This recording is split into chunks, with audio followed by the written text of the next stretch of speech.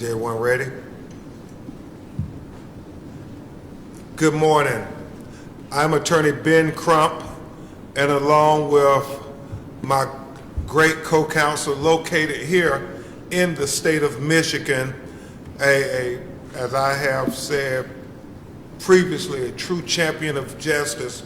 We've fought civil rights cases in the state of Michigan before, and I'm just very honored to work with him and his great team of lawyers, as well as Attorney Robin McCoy and Attorney Greg Smith. We have the pleasure of representing the family of Patrick Lyoya. And obviously, the crux of the matter, while we're here today, is to hear from Dr. Spritz, who Attorney Johnson is going to talk with you in length about just how very capable and renowned that he is. But I first want to start off this press conference with you, and Ayanna Hatchett, our co-counsel, also present here with us. And I want to thank Sarah Lucrecio for helping us put all this together. But we want to start off with updates. We told the Lyoya family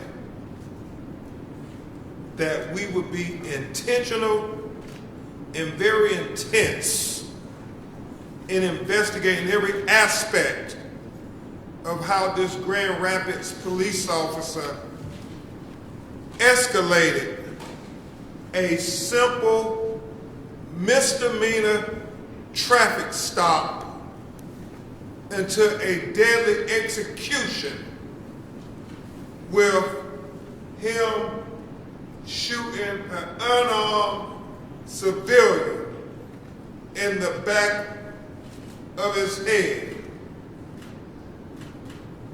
The autopsy findings from the independent autopsy performed by Dr. Spitz is going to get into very graphic details about just how horrific his killing was in a scientific manner. And we will have scientific evidence of not only the entry and the trajectory, but how the bullet traveled, where it ended up, which I think are very important to Attorney Johnson and I as we try to make good on our word to the family that we're going to investigate every aspect of this case and get to the truth. So in doing that, we believe it's important that you take everything in context. When you look at the video that was released by the Grand Rapids Police Department, and you don't have to take Ben Johnson's word for it, you don't have to take Ben Crump's word for it. Look at it with your own eyes. You would notice that the police officer initially is not traveling in the same direction of Patrick. So what we see is him make a U-turn to get behind Patrick.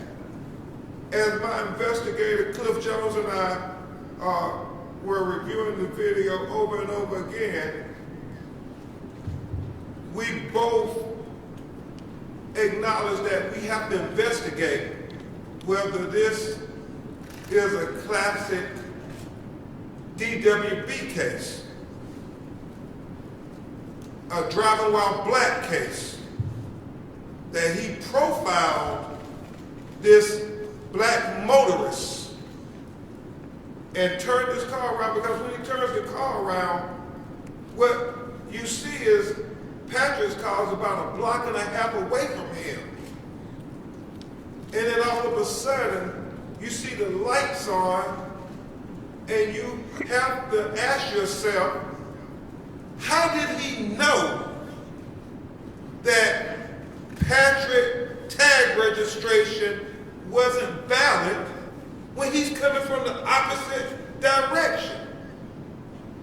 These are things that Attorney Johnson and I want to investigate intensely, because it goes to the mentality of that police officer, and it goes to the culture that was manifest in that police department, at least as it pertained to this particular officer in these instances. The second thing we certainly want to look at is the aspects, and Attorney Johnson is going to talk about this, of his body camera video. We want to investigate that thoroughly as well. And obviously, it is really going to be about use of force that we're going to talk about for the brunt of our time today with the autopsy and how Dr. Spence arrived at his preliminary conclusions. And then certainly we will look at the aspects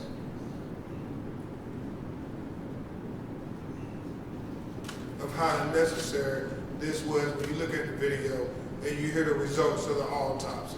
Just another senseless killing of an unarmed black person in America by the very individual who was supposed to protect him.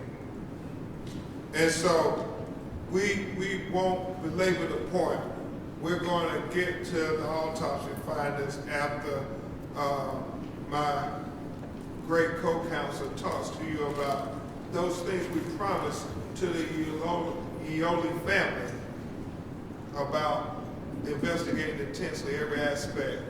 And he's going to introduce an incredible doctor who is very thorough in doing this independent autopsy.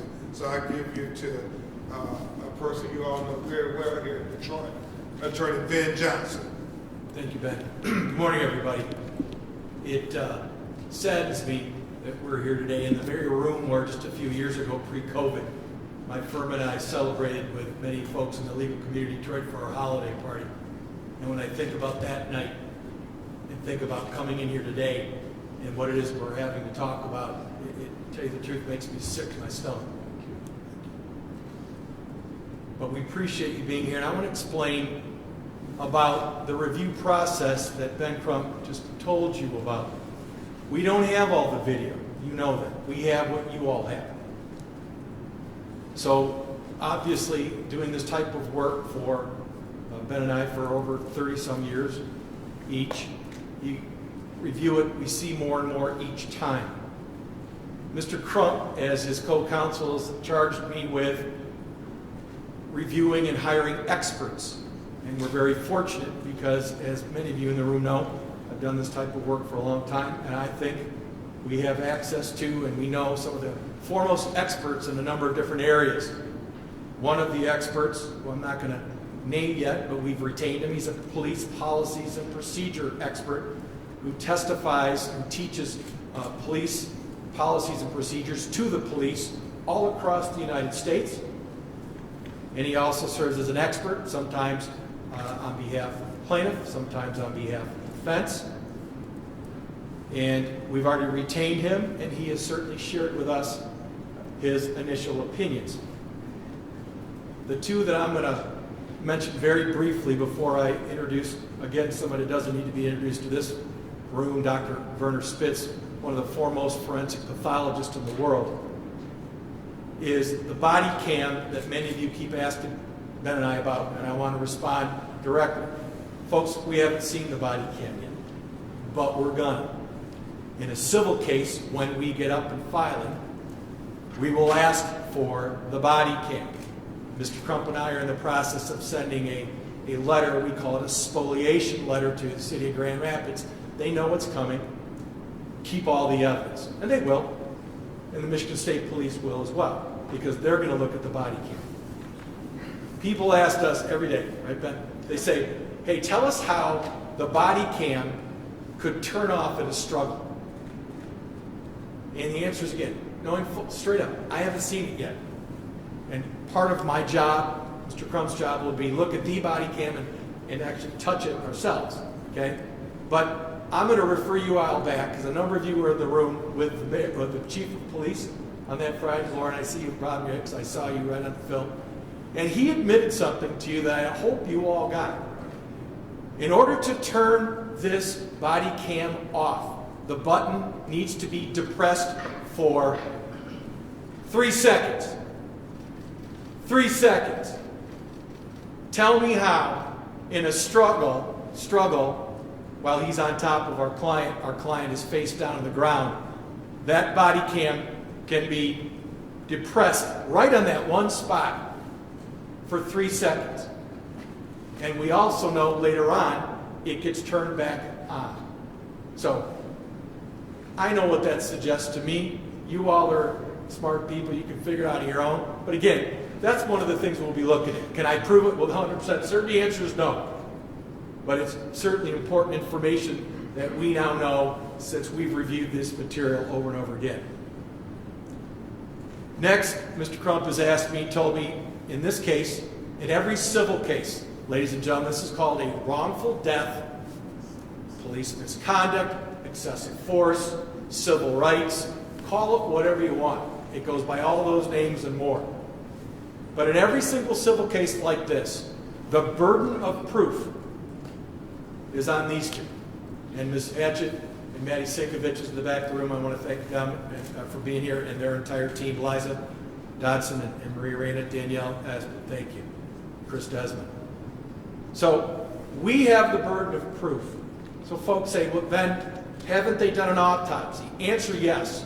The Kent County Medical Examiner has done an autopsy.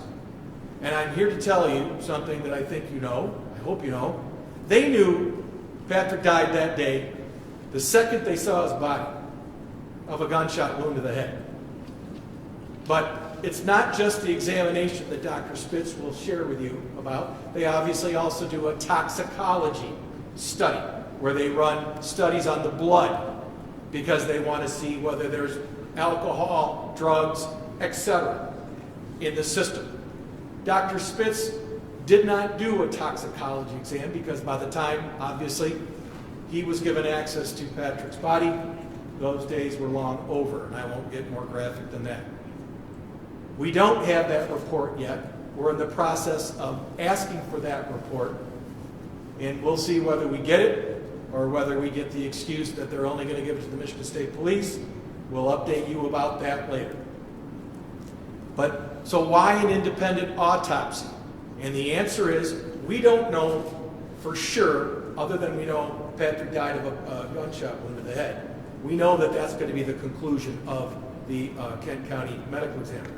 But as you all may know, Patrick and his family have a funeral on Friday. So our opportunity to have our expert of our choosing to do an autopsy obviously closes pretty quickly. So when Ben Crump asked me, Ben, I don't want you just to hire one of the best forensic pathologists in the country. I want you hiring two. So I did. Didn't have to look very far. Dr. Werner Spitz is by far, I believe, the most foremost renowned forensic pathologist in our country. And by the way, believe it or not, guys, our world. And you'll hear that from other experts. We also hired Dr. Michael Baden, B as in boy, A-D-E-N. Many of you know Dr. Baden's name as well. Much like Dr. Spitz, Dr. Baden has been all over in the biggest cases that I'll share with you a couple about from Dr. Spitz. Dr. Michael Baden is from New York, and Dr. Baden agreed with me and Ben that when Dr. Spitz said he was available to do the independent autopsy, no reason for Dr. Baden to come to Michigan to do the same thing that Dr. Werner Spitz, who's probably done more autopsies than Dr. Baden, but again, Dr. Baden's done a lot too. So we've had 2 of those folks already involved in this case because it is our burden of proof to prove to a civil jury what killed Patrick. So a lot of folks don't get that in the background. They wonder why we do this. That's why. Dr. Spitz, as those of you that are from our area know, he has been doing this type of work for longer than actually I've been alive. And I've had the pleasure of using Dr. Spitz as an expert in these types of cases and others. I've had the displeasure of having him be the expert on the other side. So obviously, I want him on my team. Dr. Spitz was, as many of you know, was involved in the investigations of President Kennedy, of Martin Luther King, and jumping forward into more of the recent past in the O.J. Simpson criminal case, Casey Anthony criminal case, Michael Jackson, I believe, criminal and civil case, I believe, and many, many, many more. Dr. Spitz is board certified in not just forensic pathology, you all know, I hope. Forensic pathology is the study of exactly how someone dies, if you will, but especially by trauma. He's also board certified in other areas that will become more important as part of the civil case. So when we called up Dr. Spitz last week, we retained him, and thanks to Diana Lucky, his assistant, he went to Grand Rapids and did an independent autopsy at the Gillespie Funeral Home in Grand Rapids. And again, that's standard protocol for a situation like this. Dr. Spitz then did a preliminary investigation. He shared his initial thoughts with us, and even before it started, Ben Crump said, we need to share it so that everybody knows, because you all are calling, and more power to you. We appreciate, obviously, you want to know the science, and we brought you the scientists to talk about that. So Dr. Spitz has some drawings. I'm going to turn it back over to Mr. Crump. He brought a model to show you the significant part of his findings and why. And before we talk about that, you all know, because you've covered criminal cases like this, civil cases like this, this is said and done with the utmost respect for Patrick and his family. God forbid that any one of us in this room ever would have to listen to someone describe what Dr. Spitz asked you. So I just wanted to give a shout out, obviously, to our clients. And I turn it, thank you, Mr. Crump, back to Ben. Thank you very much, Attorney Johnson. Before we have Dr. Spitz go into the details of his autopsy, we would put it in context. We want to show the video, if we could, Sarah.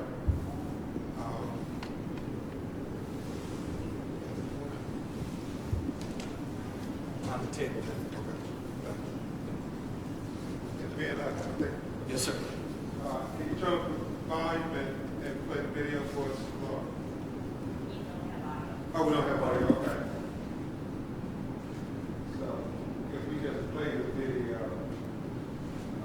start from the beginning. Obviously, the video taken by the passenger of the car.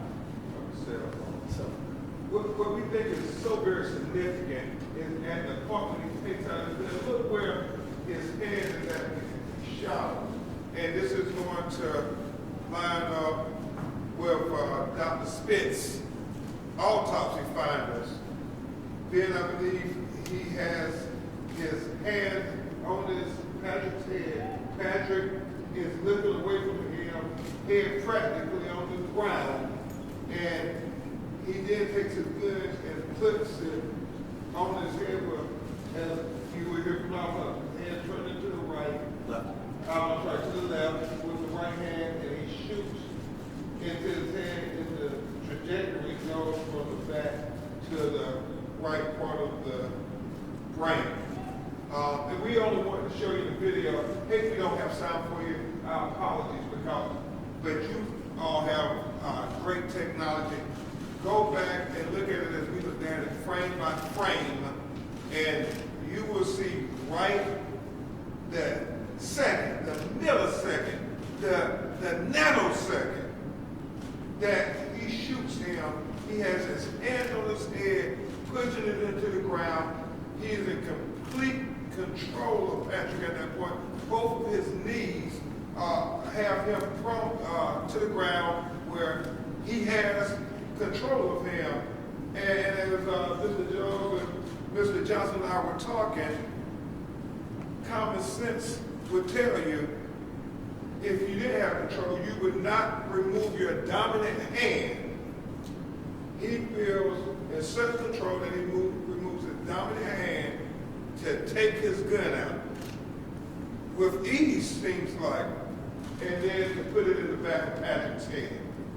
And so we're going to let Dr. Spence go, and then at some point he's going to come to the podium and show you the model of the skull and the trajectory so that you can see very clearly what happened. And at this time we turn it over to Dr. Spence.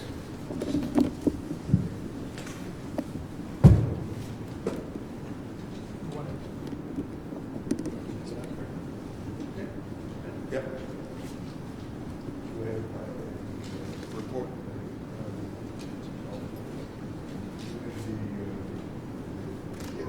Yes, sir. Yes, sir.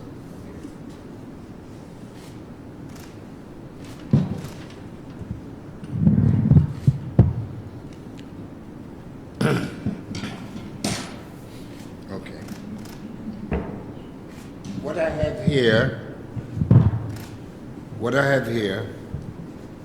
is a skull, a human skull, not fake. No, this is from a dead body. And what I did is I made a hole where the bullet wound of entrance was situated in the back of the head. And I will show you, okay.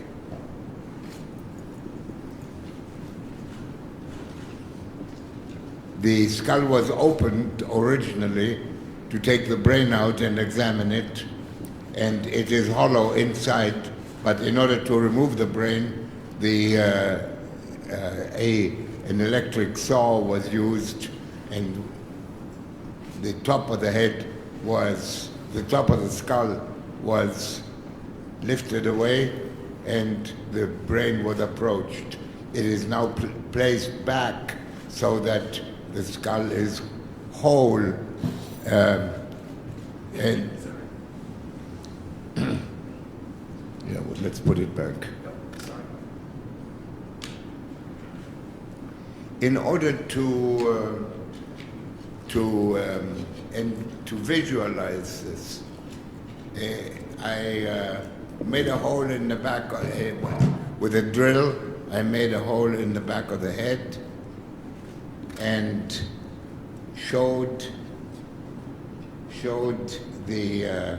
put a probe into the hole and guided the probe from the back here, where you can see the probe going into the back of the head and out in the right side, up a little higher than the entrance wound. And at that point, there is another hole that I made because the bullet went through the bone and lodged under the skin.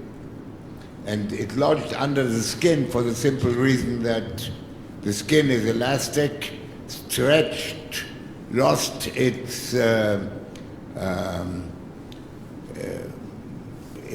the velocity of the bullet, because the bullet stretched the skin in the temple area, in the upper temple area, and at that moment the bullet stopped, and it was located in that location.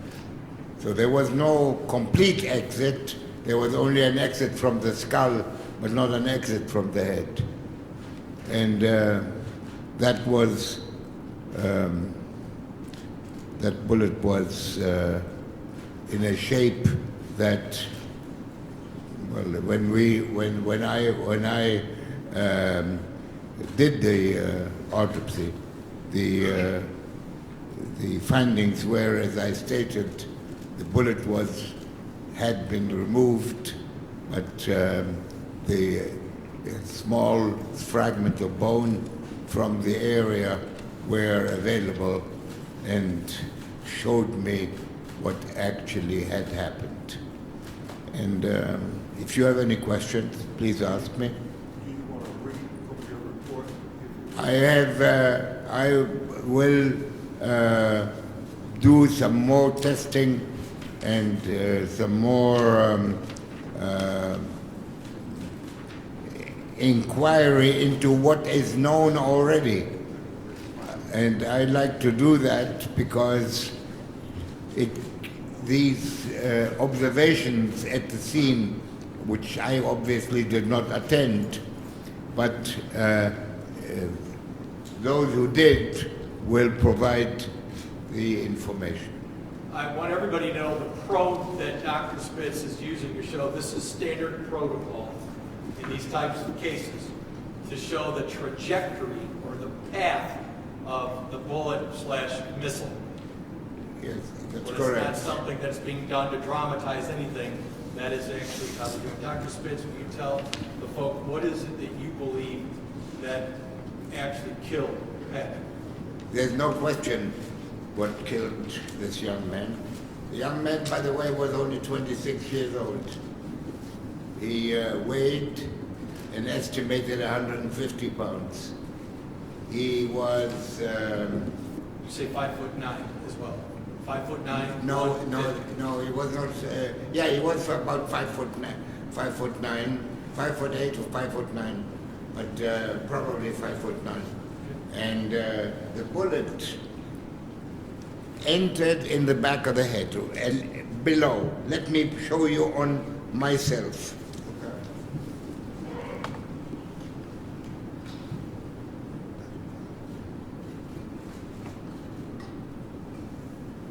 Can you see it? Can you see my finger pointing to where the entrance wound was located? And it exited from the skull, not from the head, from the skull, right there. They want you to turn around one more time. And it lodged under the skin. Why under the skin? Because the skin is elastic. See, I'm putting my skin away from the skull. That is where the bullet was located. And why it was located there? Because it had, by now, when it reached up here, it slid along the interior surface of the bone. See, the skull is sort of like a ball, like round in this location. So when the bullet traveled along, this is all in milliseconds, traveled from the back of the head to this location along the inner surface of the bone until it hit this area of the bone.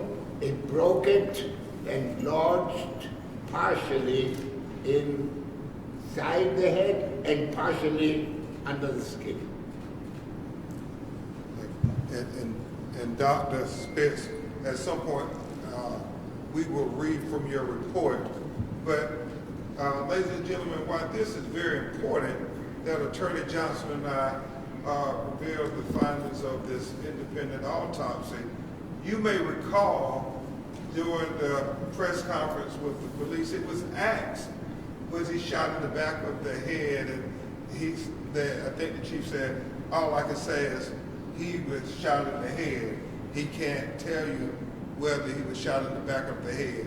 Well, today, based on scientific evidence, we can confirm that Patrick Lyoya was shot in the back of his head. That is now scientific evidence of this tragic killing and what his family believes was an execution.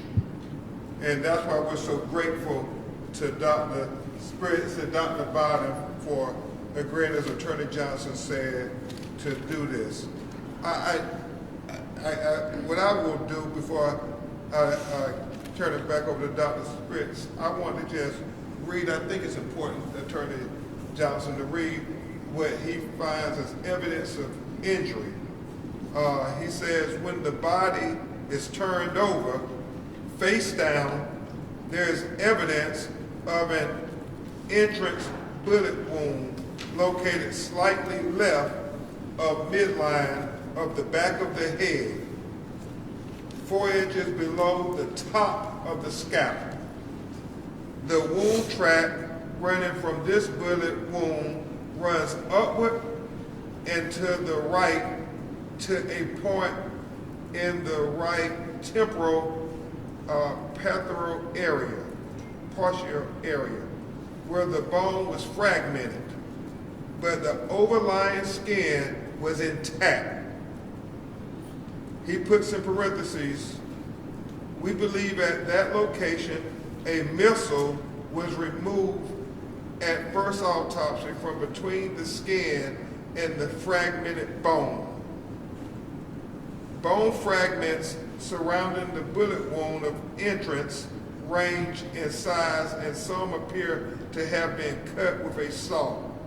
A bone fragment around the entrance wound was retained for microscopic examination, as was the wound in the skin. Extensive hemorrhages is noted in the glia and over the periphery of the brain in this location. The upper cervical spinal cord appears to have been disconnected. And so that was evidence of injury. And I think Attorney Johnson said, I just do the opinion, and then we may want to blow up the anatomical models and let Dr. Spitz opine. But the opinion is this 26-year-old African-American male, Patrick Lyoya, died as a result of a single gunshot wound with entrance wound in the back of the head. The deceased was conscious and aware of the fact that a gun was being held to the back of his head. Death was instantaneous when the gun was fired. It appears that a missile was recovered during a first autopsy.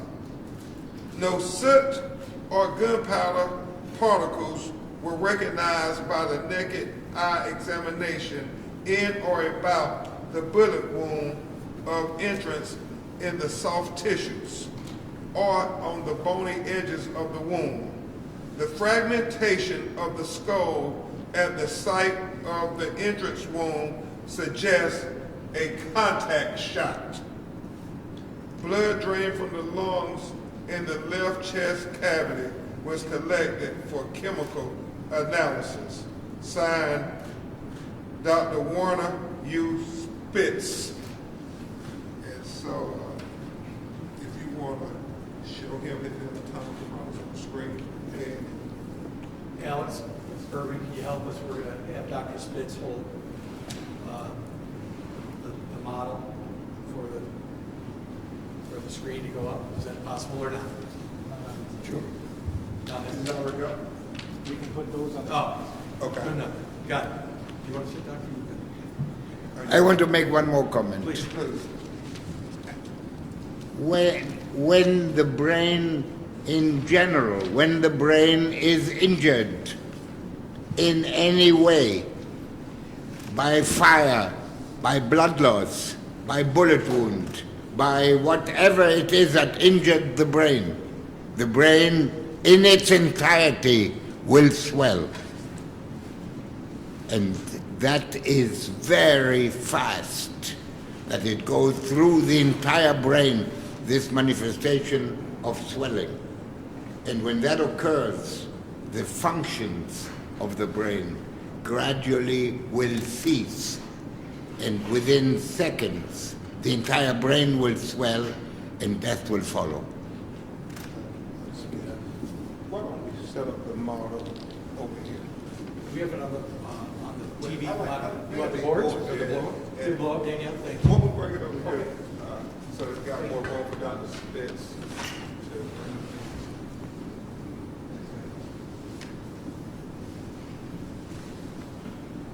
You guys are flunking easel. This seems to have more room for it. He said the easel up here. Easel's on the way. Okay.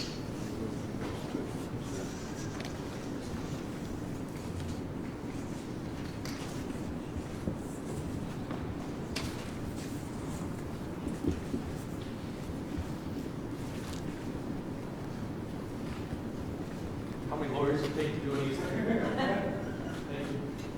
I know what it feels like to do it in front of a jury.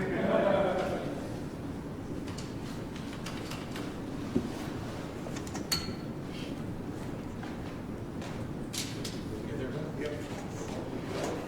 This one first, man. We'll go with this one second. Dr. Spitz, Yes, sir. would you come and explain your anatomical model to the ladies and gentlemen of the press? Can someone grab a mic so we can hear Bring a him? mic for him. We're not Sure. gonna be able to pick Absolutely. this up. Absolutely.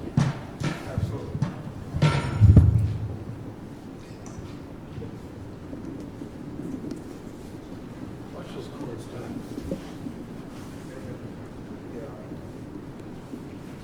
Okay. This is the closest we ever pointed back. I'm gonna pull it over a little more because they wanted to hear you on the microphone. So, Sorry, Ben. no problem. Is that good with y'all? I don't think it'll reach that. How about this one? Okay. Yep. Try that. Doc? May I use this one first? Sure. I started the autopsy in the funeral home in Grand Rapids, Gillespie Funeral. I started the autopsy with the body on a gurney, and he was face up. And because he was face up, I undid the stitches that had been made with a cut from the left shoulder down to the middle of the chest plate and then up again to the other shoulder. These were stitched, these cuts were stitched, and I undid them in order to gain access to the interior of the body, and then I extended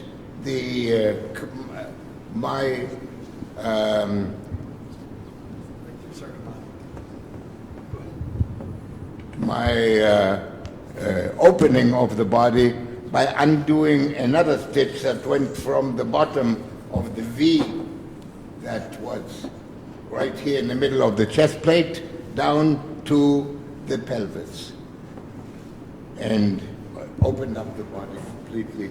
And inside the body was a plastic bag with all the organs. So then I was given in the funeral home another bag, and I transferred the individual organs that had been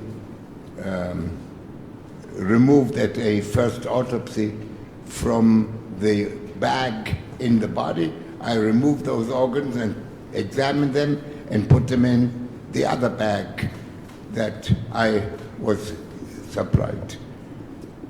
And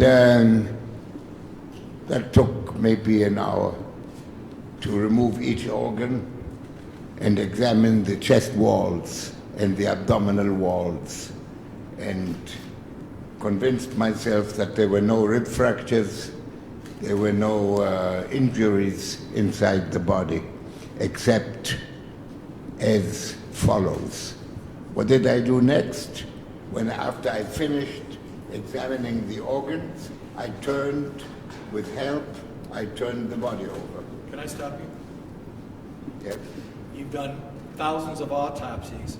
If a person were engaged in an ongoing, highly physical assault with another person, Yes. would you expect to see bruising, rib fractures, cuts on the hands and face, potentially knees? Absolutely. Did you see any of that here? No.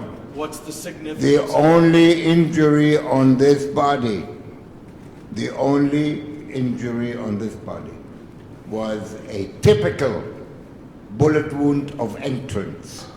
There's no doubt. You may remember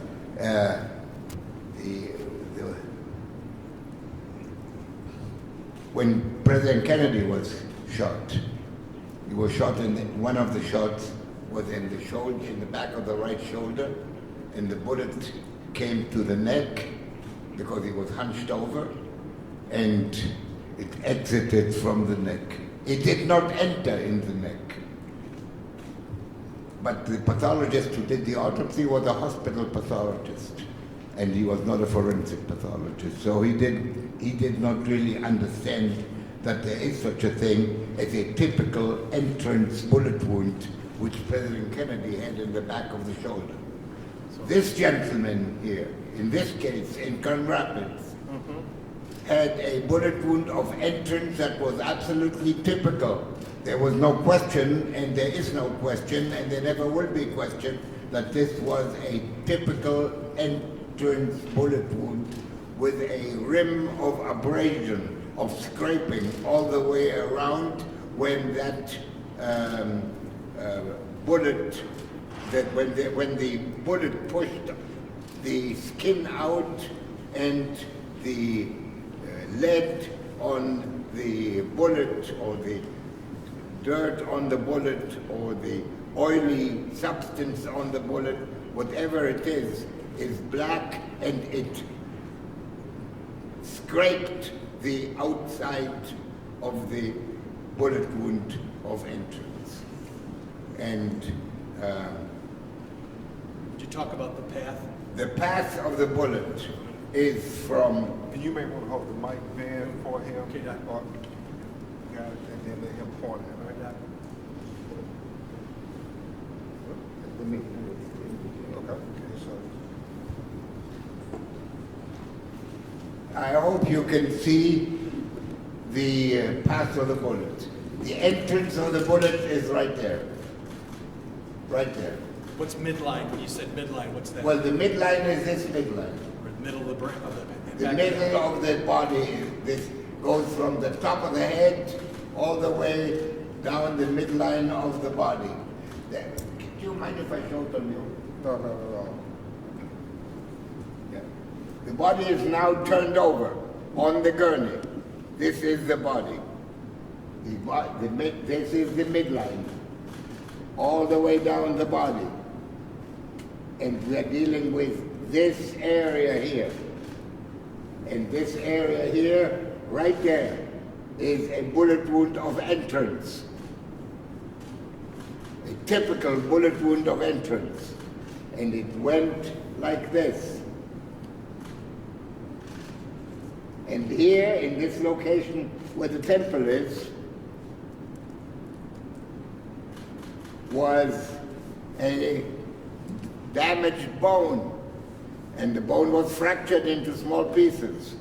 And partially out of the bone, out of the skull, under the skin. The skin had never been opened in this area. It didn't need to be opened because the whole scalp was taken down. And the minute they reached this area above the ear, above the ear, a bullet was found.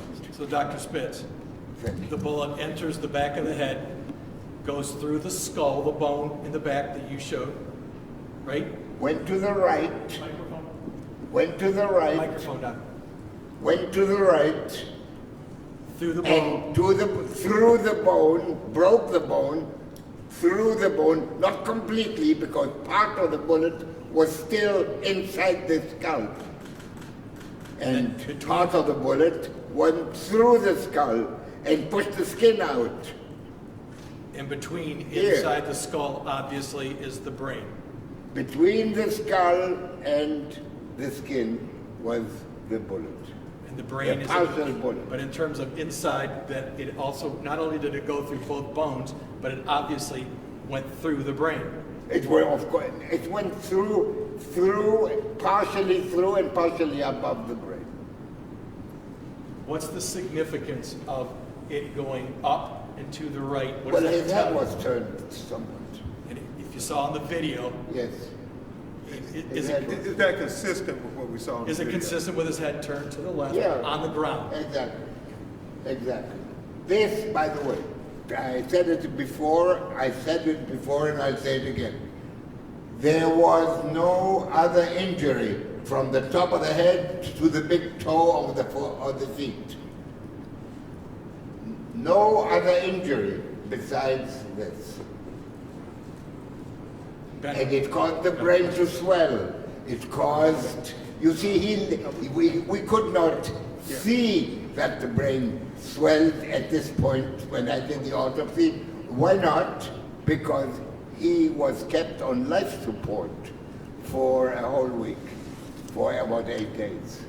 So at that moment, the swelling subsided. But he was already dead. He was dead when he was shot. Dr. Spitz, before Attorney Johnson calls on the press to ask questions, based on autopsy, scientific proof that it was to the back of the head. Oh, there's no question. No question at all. I don't know how else to tell you. This bullet wound here was an absolute entrance bullet wound. We're going to switch the boards. There was no Just a quick question. The on minute this. the instant I saw it, because he had very short hair in the back. Well, it wasn't so short because it was in Dreads. it was, what do you call that? Dreads. Your report says it was dreads. Yeah, it was put in a nice fashion and it was woven together, and which made this area devoid of hair. The hair was cut there, and I saw the bullet wound without even having to cut any hair or nothing like that. And the bone was broken, so the piece of bone with the bullet wound in it was available to be seen right there when the body was turned over. Before we go to the next board, Jim Kirchner, go. Dr. Spitz, I think a lot of us are wondering, Can you come closer? Yes. Sorry. And we'll take questions from all of you if you have them. I think a lot of us are wondering, was this a sudden death or close to a sudden death? Every death is sudden. But I There's a mean- second when the death occurs and the whole body begins to deteriorate. But to call it a sudden death is misleading. Yes, it was in a way, time-wise, it was sudden. But it was not a sudden death in that sense of the word. Sudden death in my language, in the language of a forensic pathologist, is a natural death. This is not a natural death. This is a death by bullet wound. When would his life functions have stopped?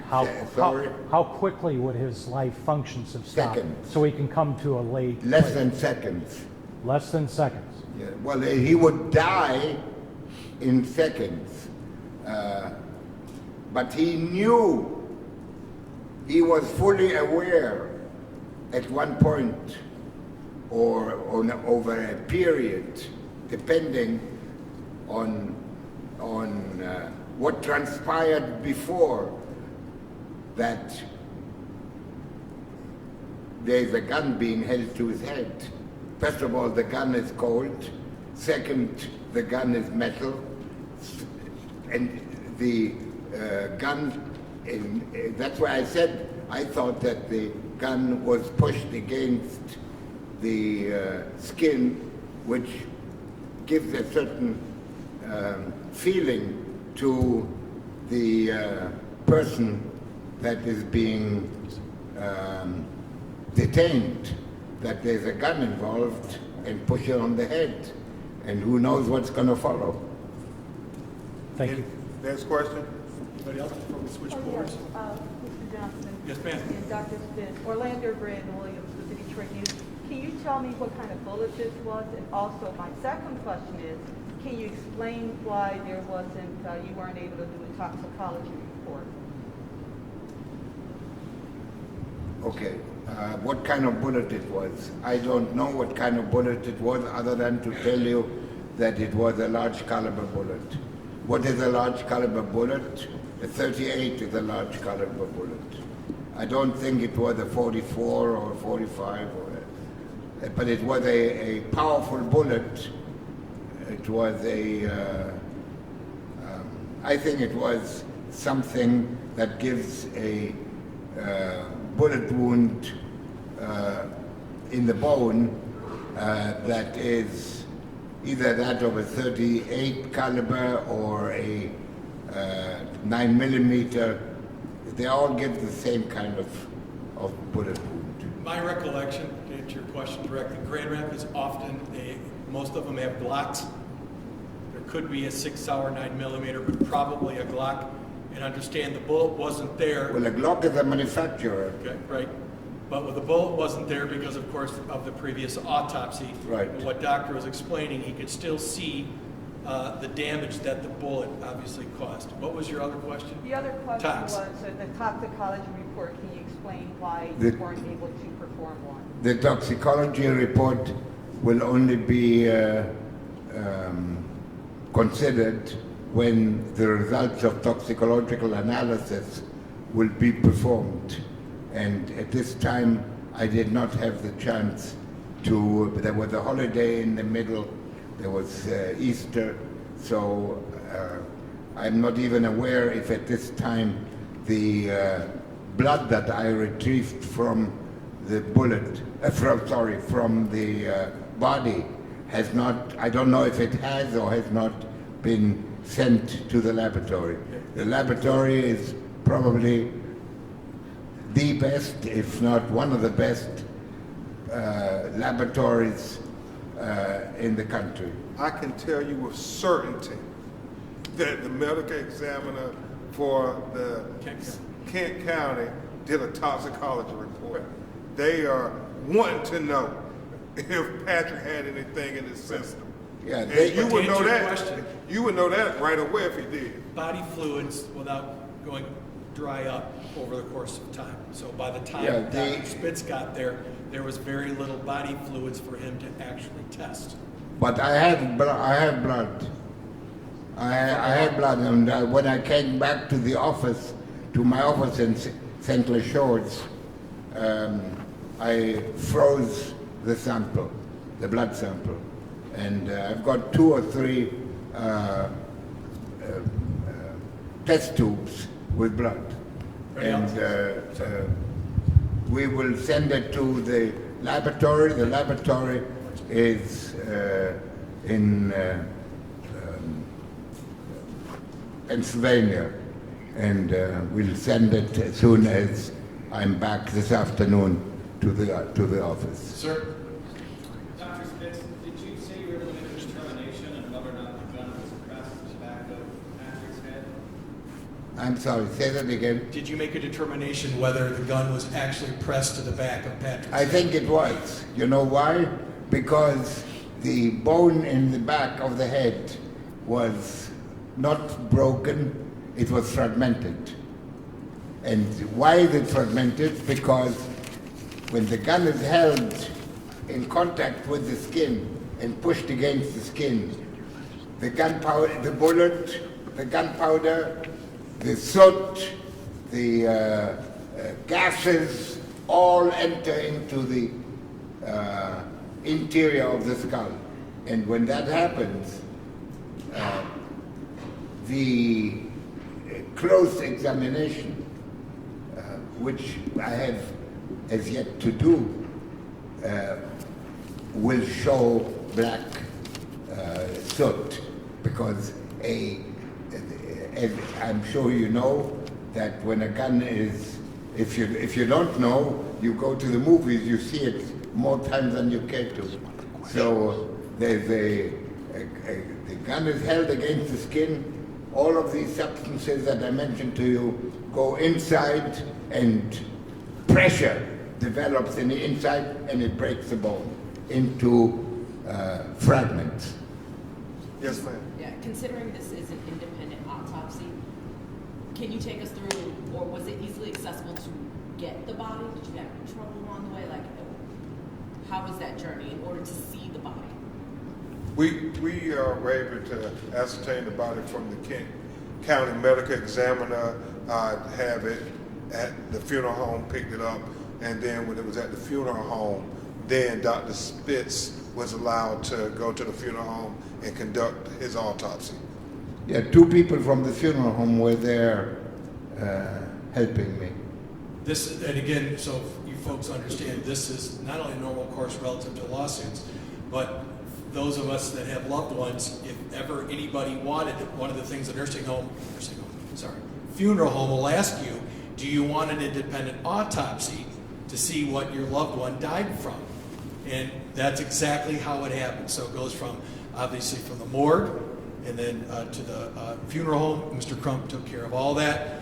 Dr. Spitz and Ms. Lucky were kind enough to go over on Saturday afternoon and conduct that. Mr. Johnson, did you say what day, and could you give us how long the autopsy took? What day did you perform it, and how long did it take? Autopsy by Dr. Spitz was done this past Saturday. So forgive me, I don't have the date. Doc, approximately how long did the entire autopsy take, approximately? The autopsy took about, we left Detroit, we left St. Clair Shores, I should say, at 12 or 12:15, noon. It took us 2.5 hours to get there, maybe a little bit less. And I have a driver with a lead foot. And we got there at just before 3 o'clock and started almost immediately with the preliminaries, taking everything out from the baggage that we had where the equipment is located. And we finished after about 2 hours, maybe an hour and 3/4. Jim? You see, an autopsy had already been done, so I didn't need to do. Didn't need to do this, cut the skin and be careful not to damage anything. So I would say about an hour and 3/4, 2 hours is what it took to do the autopsy. Jim? Mr. Crump, Mr. Johnson, does this mean a civil suit is inevitable? And if so, what's the timing of it to be filed? Mr. Crump? I think a lot of that depends on the city of Grand Rapids. I understand they say they want to do right by the family. What does that mean? We will find out. But if not, Attorney Johnson and our team of lawyers will explore every possible legal remedy to give the family justice. And just a couple of follow-ups. In that same vein, you had said earlier that this officer should be fired, should be charged. The family asked for him to be fired based on what they saw in the video. Right. My question is, what's an appropriate criminal charge, sir? You know, obviously we have our opinions, but that would be left up to the prosecutor in Kent County, or if the state, for some reason, like they did in Minneapolis, in the state of Georgia with Ahmaud Arbery in Minneapolis from George Floyd, takes over the investigation, then the Attorney General will be in charge of it, or the federal government, the Department of Justice. But you know, the family, obviously, you look at your loved one get killed like this, you scream bloody murder. Other social engineers and people in the legal profession would say manslaughter. So it runs the full gamut that the prosecutor would have at his discretion based on the evidence. But you called this a deadly execution, so is that a murder? Well, I call it a deadly execution because I believe that it was so unnecessary. I continue to say that this was an unnecessary killing of an unarmed black man who was shot in the back of the head. And you would be disingenuous if you were condemning people being shot in the back of the head unarmed in the Ukraine by Russian soldiers, but then when you see police officers shoot unarmed black people in the back of the head, you don't condemn those types of executions. So you have not drawn a conclusion if this is a manslaughter, if it's a murder? No, I have not. You know, we have our opinions. And that is what? Well, our opinions is that we want to see all the evidence, and we promise you we will give you our conclusion. But the family is saying it's murder. I'm telling the family we want to collect all the evidence, and then the prosecutor would determine if it's a murder charge or a manslaughter charge or any charge. Just a couple more quick questions. There was a passenger in the car. Who was that person who shot the cell phone video? And why have we not heard from he or she? I think that he has not chosen to come forward yet for reasons that are been known to him. Family member, a friend? Again, it's a person who has chosen not to come forward based on reasons only known to him and his family. Have you spoken with this person? At this time, our team has spoken to him. I have not spoken to him personally. But you can't reveal if it's a family member or a friend? No, not at this time. Mr. Crump, in the press release, you guys actually named the police officer. Two questions. I did not name the police officer. We're waiting for it to be released. But I'm saying in the press release, his name was in the press release that was sent to the media yesterday. My question is, how did you guys get the police officer name from that? Mr. Crump? His name is not known for certainty to me, so I have not released his name. And I normally let the police department release it, and when they want to release it, they'll tell you who it is. Do you all know how that name got in the press release? It was my fault. I did it. Did Michigan State Police, State County, how did you get the name? I'm not going to reveal my sources, but I have confirmed what is being bantered about on the internet. And I actually spoke with someone that knows the officer and confirmed it was him. But Mr. Crump, and I respect, he's our leader, and he has asked me to not refer to the officer by name until the police come forward. But I want to make sure we all know the double standard of what we're talking about. And if that is, if our client shot this officer in the back of the head, you'd have known his name the same day. So although I heard the police chief say that they never do that, that's not true. And it is a double standard.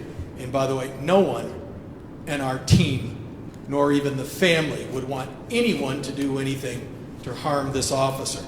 We want justice through the court system. And that's one of the things I love most about Mr. Crump and his movement and everybody that he chooses to work with in peaceful protest. We want nothing bad to happen to this officer, independent of the court system, criminally and civilly. Now, you just said that you guys, I guess, decided that you all didn't want to, I guess, name the officer because you didn't do it right now. What is the logic, I guess, or reasoning behind that? Because you could very well. Yeah, Because Mr. Crump could kick my butt. No, it is. Attorney Johnson is a great lawyer. He's thorough, so he's vetting and he's investigating. And inadvertently, it may have went out, but it is our practice to not reveal the name of the officer, to let the police department and the governmental entities do that. I have a follow-up question too. When you're done, sir. Go ahead. Sure. So, if you could tell us, are there any red flags about this officer that we don't know? You can't name him. I get that. I respect that. But can you give us any red flags that would say this is, an officer that maybe shouldn't have been That's all. No comment. Mr. Crump, if you all have have you all been in touch with the Michigan State Police? And if so, can you tell us when we might expect, when they would announce any possible charges or have the investigation wrapped up? Are you privy to that right now? We are not privy to that. I don't think, Attorney Johnson. I have not. And they have not reached out to us, of Yeah. course. And nor would they. The Department of Justice reached out to say that they are going to review the matter. I think which is a matter of course in these high-profile, well-covered police killings in America. But the governor did tell the family,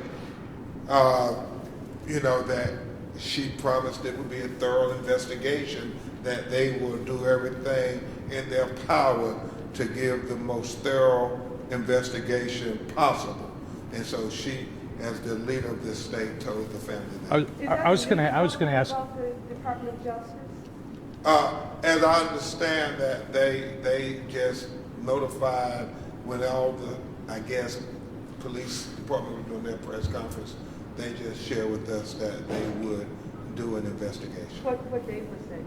The same day that the police officer department did their press conference. Were you there yesterday with the governor and the family? I was not. It was a private meeting between the family and the governor, and they intentionally kept it private. She only wanted, as I understand, to offer her heartfelt condolences to them personally. But she also promised a thorough investigation? Yep, she said that they would do everything in their power to make sure it's a thorough investigation, as I understand it. Attorney, can you talk about the issue of driving while black you had mentioned at the start of the press conference? I'm sorry? Can you talk about the issue of driving while black? You mentioned at the start of the press conference that you said that there was some video that showed that he was not looking at the license plate or... Well, no. What we said, and Mr. Cliff Jones and Attorney Johnson and us discussed it at length.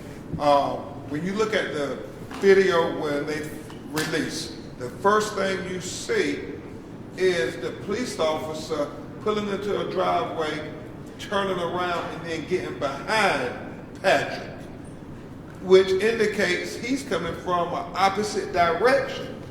And you have to ask yourself, based on common sense, if he's coming from the opposite direction, how does he know that his tag registration is in violation?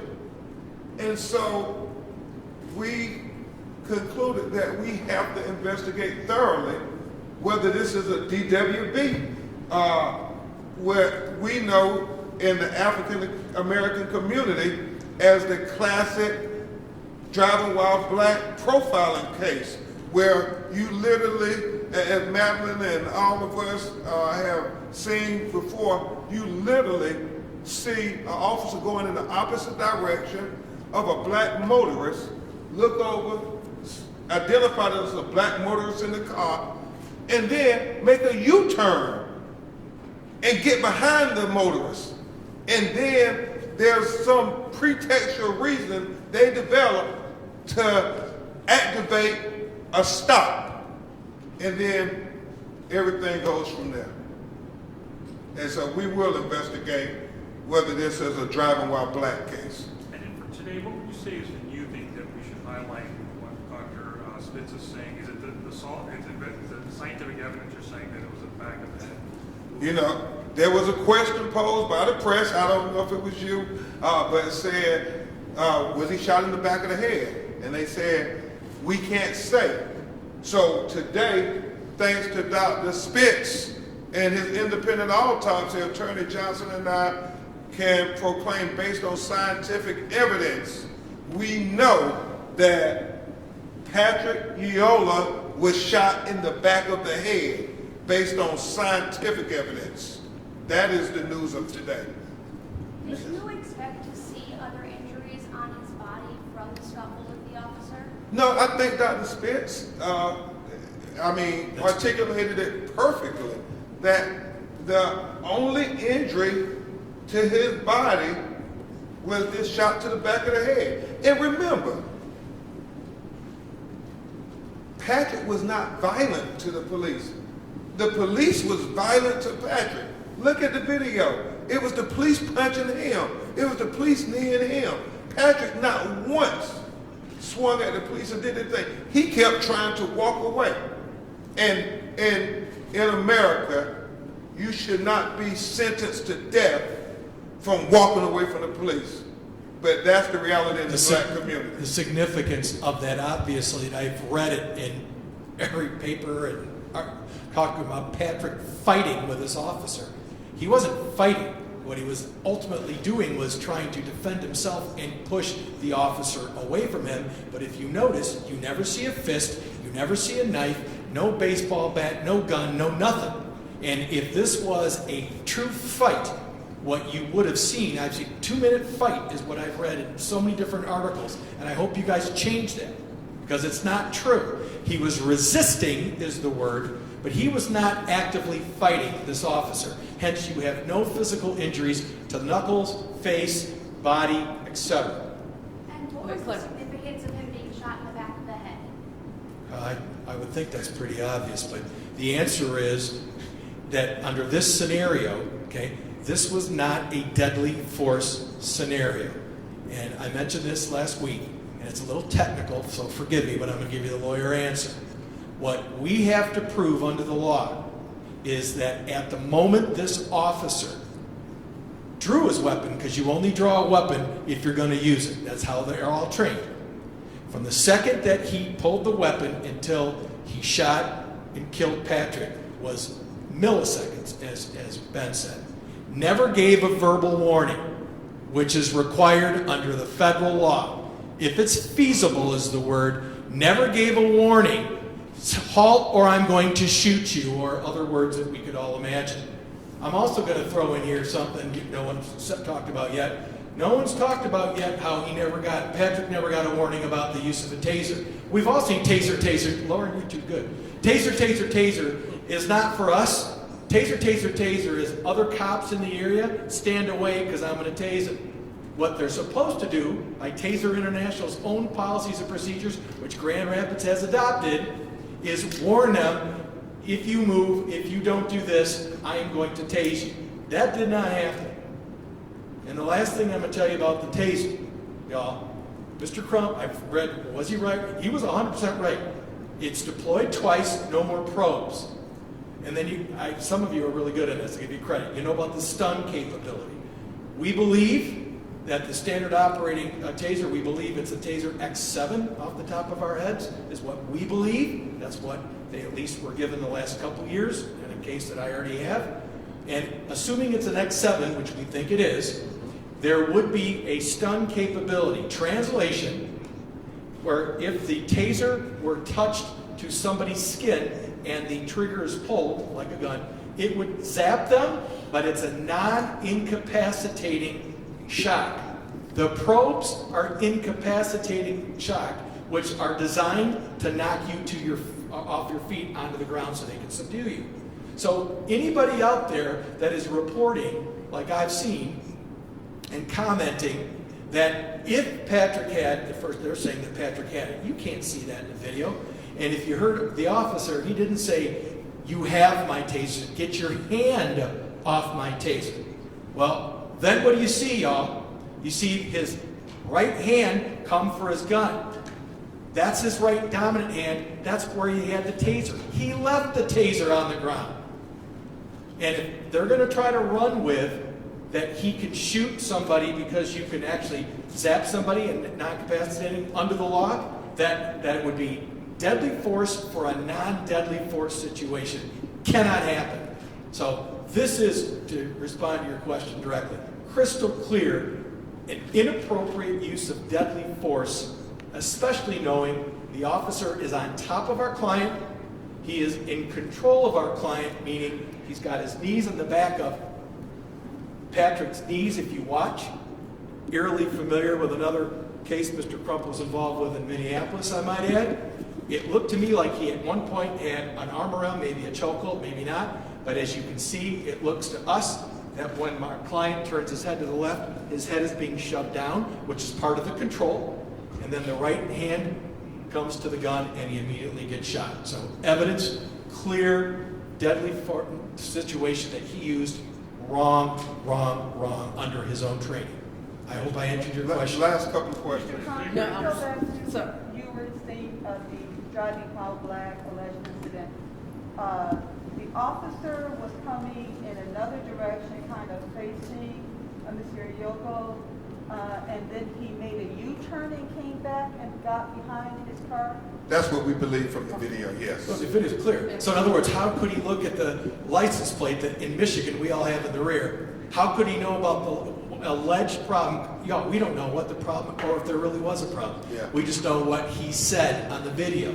This license plate, he said to Patrick, doesn't belong to this car. And Patrick is like, huh? What are you talking about? So how would he know that when Patrick's coming the other way and there's no license plate that you can see on the back? Lauren? So I know one thing that has not really been brought up yet is the use of slurs. Do you all know if that was used at all? Were there anything that was said from either person? No, we're hearing rumors, but we haven't confirmed that.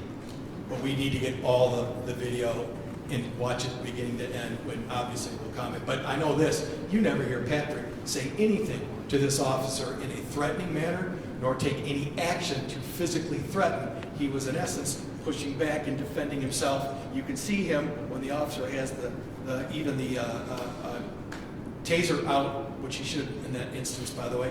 Patrick was trying to push it away. That's reflexive, that's self-defense. But clearly, we now know there was no true fight between these two people. Okay, last couple of questions. You all mentioned that you all haven't received all of the video. How much more video is out there outside of the body cam? We're not aware. We know there was a body cam video that went off inexplicably at some point. Then there was the home surveillance video, and then there was the passenger's cell phone video. I asked you this in grand practice about the potential language barrier. Can you kind of go into a little bit more detail? Because one of the first questions we heard the officer say, "Do you speak English?" It seems as though Lyoya didn't really understand. Yeah. You've been around the family. We've heard the interpreter, translating for the family. How, great was his English? Did he really even know what was going on from what you? Well, we're still investigating that matter, so we'll find out and let you know if we find out. Is there a theory as to why the reaction was that way after speaking to the family? The initial encounter immediately went awry. Is there a theory that you have as to why that happened? I know that police officers are trained to de-escalate situations, that they are trained for people to resist them, and that we see no de-escalation with this police officer. In fact, we see the very opposite. He continues to escalate at every stage, leading to the deadly execution with Patrick being shot in the back of the head. Thank you. Mr. Crump, you told us at the beginning of this event to take everything released by Grand Rapids Police in context. Yes or no, do you believe the agency has intentionally misled the public at this point? We're still investigating. I know Attorney Johnson, Attorney Ayana, and Madeline. We're just looking at everything that they have done and said, because we want to take them at their word that they're going to be transparent, completely transparent. However, our clients, because of the promises we made to them, we have to accept but verify. Attorney Crump, question via Zoom from Eileen Grunch. What did the family say when they saw the results of the autopsy?